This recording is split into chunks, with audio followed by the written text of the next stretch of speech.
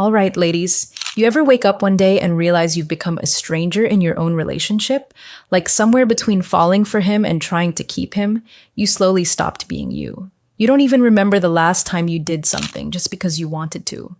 Not because it made him happy, not because it kept the peace, but because it felt good for your soul. And here's the wild part. You didn't even notice it happening. You just started making little adjustments. You talk softer so he doesn't get defensive. You hold back your opinions so it doesn't turn into an argument. And you start convincing yourself that's what love looks like. Harmony, compromise, understanding. But deep down, it doesn't feel peaceful. It feels like shrinking. You look at him and wonder, does he even see me anymore? But the harder truth is, do you still see yourself?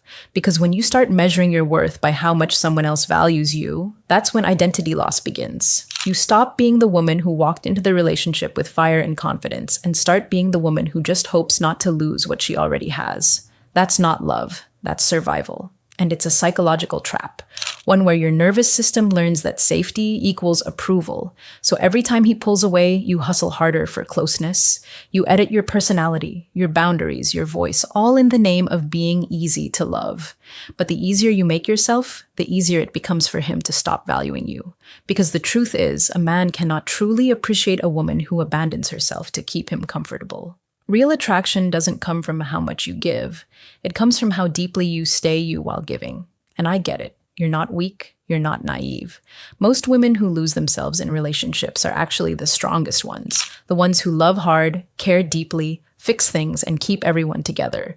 But here's the thing. If you keep doing that at the expense of your truth, you're not being loving. You're being compliant. You start living for emotional crumbs, hoping one day he'll notice your loyalty, your patience, your effort. But he won't. Because he can't value what even you stopped protecting, yourself.